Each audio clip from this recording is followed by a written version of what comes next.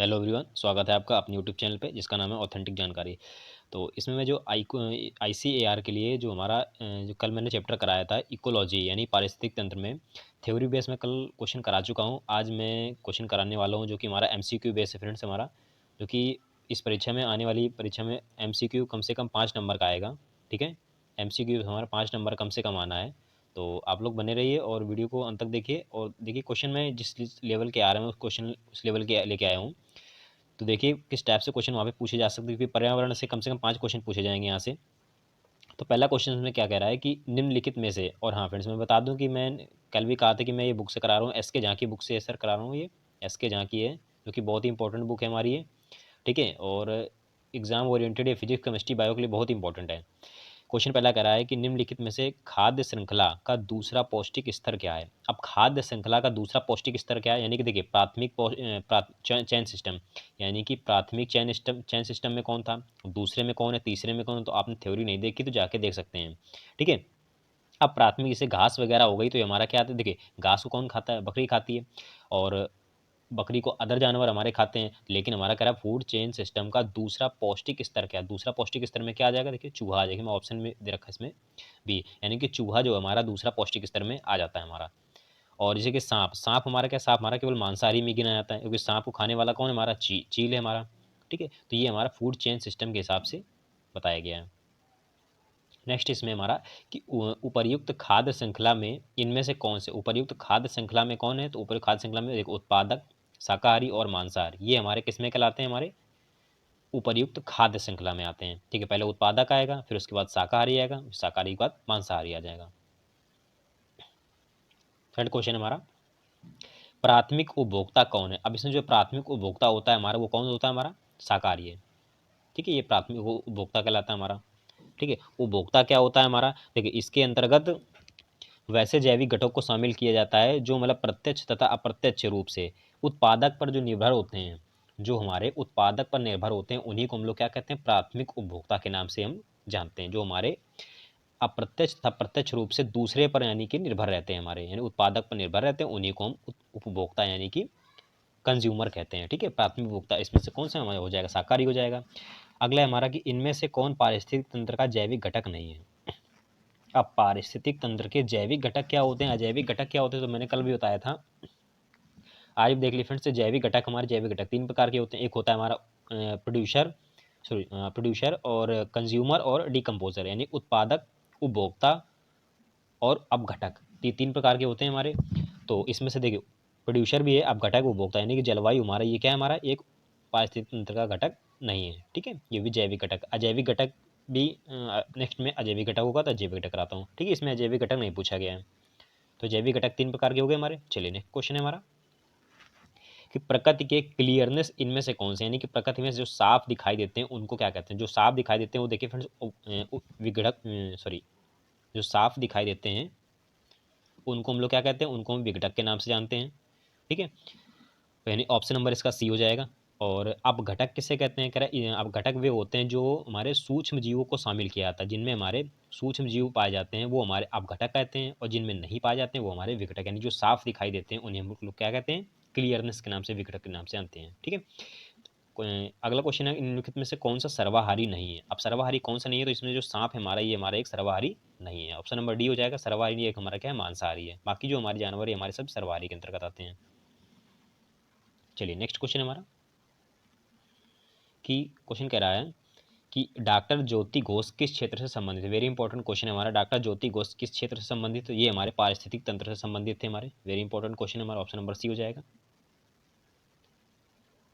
चलिए अगला क्वेश्चन हमारा इसमें कि एक खाद्य श्रृंखला में इनमें से किसकी आबादी सबसे अधिक होती है। खाद्य श्रृंखला में सबसे अधिक आबादी किसकी होती है, तो ये हमारी होती है उत्पादक की होती है। ठीक है, खाद्य श्रृंखला में सबसे अधिक आबादी किसकी पाई जाती है, उत्पादक की। अब उत्पादक क्या होते हैं, कह रहा है वैसे जीव, इनमें वैसे जीवों को शामिल किया जाता है जिनमें उत्पादक कार्य करता है, अर्थात भोजन का निर्माण करते हैं, और हरे पौधों को इनमें इनमें हरे पौधों को शामिल किया जाता है। ठीक है, और जो हरे पौधे जो होते हैं ये प्रकाश संश्लेषण के द्वारा भोजन का निर्माण करते हैं।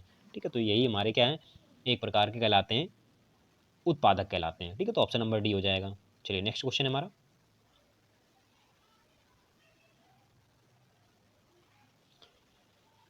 नेक्स्ट क्वेश्चन है हमारा फ्रेंड, देखिए क्वेश्चन है हमारा कि मिट्टी के दूषक को, सूक्ष्म जीवों को और पौधों को मारकर खाद्य श्रृंखला और खाद्य वेब को प्रभावित करते हैं, क्या कहलाते हैं? जो मतलब जो छोटे छोटे जीव मिट्टी के अंदर जो खाए जाते हैं, जो जीव हमारे मिट्टी के अंदर घुसे होते हैं और खाद्य श्रृंखला को जो प्रभावित करते हैं, तो वो हमारे क्या कहलाते हैं? वो हमारे देखिए कीटनाशक कहलाएंगे, जो मिट्टी के अंदर पाए जाते हैं छोटे छोटे जीव हमारे। तो ये तो अब इसमें से नाइट्रोजन, तो ये तो इन्हीं का काम ही करते हैं हमारे, ठीक है। तो ये हमारे कहलाते हैं एक प्रकार के कीटनाशक कहलाते हैं, ठीक है। अगला हमारा इकोटोन का अर्थ क्या है? देखिए अच्छा क्वेश्चन है। इकोटोन क्या है? इकोटोन वह है जो दो बायोमास में मिलता है हमारा, ठीक है। इकोटोन वो है हमारा जो दो बायोमास में हमारा मिलता है, वो हमारा इकोटोन कहलाता है। नेक्स्ट है हमारा कि पशुओं की प्रजातियां ज़्यादातर के कारण लुप्त हो रही हैं। कौन सी पशुओं? यानी आवास विखंडन, ठीक है। ऑप्शन नंबर ए हो जाएगा, पशुओं की प्रजातियां ज़्यादातर के कारण लुप्त प्राय हो रही हैं। तो आवाज़, उनको आवास नहीं मिल रहा है, क्यों रहने के लिए नहीं मिल रहा है, दूसरी जगह वो रहने का ठिकाना ढूंढ रहे हैं। तो यही हमारा क्या है, पशुओं की प्रजातियों को ज़्यादातर आवास ही नहीं है हमारा, ठीक है। ऑप्शन नंबर ए हो जाएगा, ये लुप्त प्राय हमारा ये। चलिए नेक्स्ट क्वेश्चन है हमारा कि जीवों और पर्यावरण के बीच की अन्योक्रिया के वैज्ञानिक विश्लेषण और अध्ययन को क्या कहते हैं? यानी कि जीवों और पर्यावरण के अध्ययन को क्या कहते हैं? तो इसको अध्ययन को नाम से जानते हैं हम लोग पारिस्थितिक तंत्र के नाम से जानते हैं, ठीक है। जो जीवों और पर्यावरण के बीच में जो पाए जाते हैं उनको हम पारिस्थितिक तंत्र कहते हैं। नेक्स्ट है हमारा पारिस्थितिक तंत्र एंड इकोसिस्टम की संकल्पना को किसने परिभाषित किया था? ये हमारा किया था आर्थर टासले ने किया था, ठीक है। ये पूछा गया पारिस्थितिक तंत्र जो है हमारा, ये किसने, यानी किस इसको किसने, वैज्ञानिक कौन थे हमारे? तो ये हमारे आर्थर टासले थे हमारे। नेक्स्ट हमारा एक्वेरियम एक ऐसा पात्र है जिसमें जीवित मछलियां और जलीय पौधों को रखा जाता है, निम्न में से क्या एक्वेरियम के विषय में सही? अब एक्वेरियम क्या होता है? देखिए एक्वेरियम ये क्या है, एक प्रकार का मनुष्य द्वारा निर्मित पारिस्थितिक तंत्र है एक्वेरियम, जहाँ पे पौधे लगाए जाते हैं, जहाँ पे जलीय पौधे लगाए जाते हैं, उसमें मछलियाँ और पौधे दोनों होते हैं। वो क्या है, एक प्रकार का मनुष्यों द्वारा निर्मित पारिस्थितिक तंत्र, यानी कि एक पॉट होता है, पॉट के अंदर हमारा पेड़ पौधे लगा दिए जाते हैं और कई सारी इसमें मछलियाँ होती हैं, ठीक है। तो वही एक प्रकार का एक्वेरियम कहलाता है। तो ये मनुष्य द्वारा ही निर्मित होता है हमारा। नेक्स्ट हमारा कि बायोडायवर्सिटी किसे संदर्भित है? बायोडायवर्सिटी क्या होती है? ये पृथ्वी पर क्या है, पृथ्वी पर जीवित जीवन की विविधता है। बायोडायवर्सिटी ये क्या है? पृथ्वी पर जीवन की विविधता है हमारी। नेक्स्ट हमारा जैव विविधता क्या उल्लेख करता है? जैव विविधता क्या है? किसी क्षेत्र के संपूर्ण प्रजातियों को क्या करता है? एक जैव विविधता, ठीक है। जैव विविधता एक प्रकार का किसी संपूर्ण प्रजातियों को, क्षेत्र की संपूर्ण प्रजातियों को हमारा क्या करता है? उल्लेख करता है ये हमारा, ठीक है। ये एक प्रकार का जैव विविधता है, ठीक है। इंपॉर्टेंट क्वेश्चन ये वाला हमारा। पौधों के विभिन्न अंग वनस्पति जैविक अपशिष्ट क्या कहलाते हैं? देखिए पौधों के विभिन्न अंग वनस्पति और जैविक अपशिष्ट हमारे क्या कहलाते हैं? ये एक प्रकार कहलाते हैं बायोमास कहलाते हैं, ठीक है। इनके अंतर्गत हमारे सभी पाए जाते हैं। नेक्स्ट है हमारा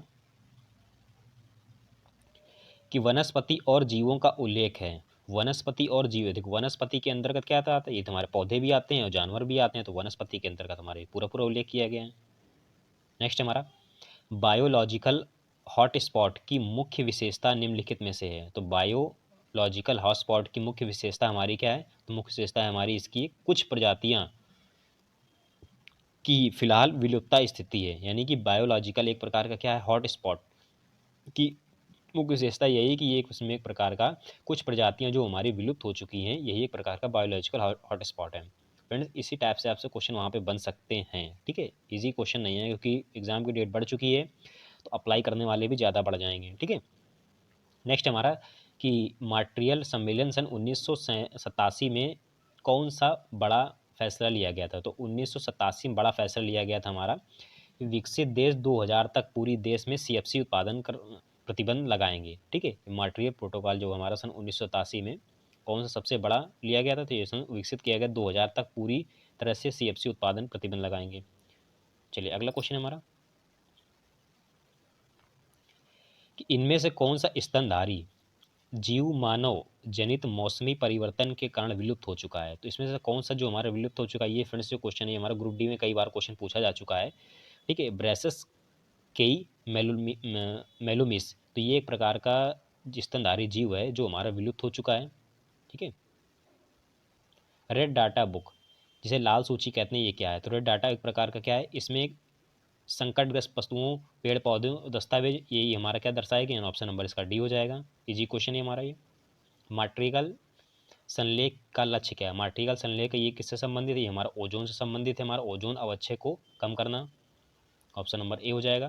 क्योटो प्रोटोकॉल किससे संबंधित है हमारा? तो क्योटो प्रोटोकॉल हमारा किससे संबंधित है? ये हमारा सन 2005 को प्रभावित किया था हमारे इसने। ठीक है, तो फ्रेंड्स आज के लिए इतने क्वेश्चन देखिए, इंपॉर्टेंट क्वेश्चन जितने मैंने करा दिए हैं। ठीक है, तो चलिए मिलते हैं नेक्स्ट वीडियो में। चैनल पर नए, चैनल को सब्सक्राइब कर लीजिएगा। Thank you.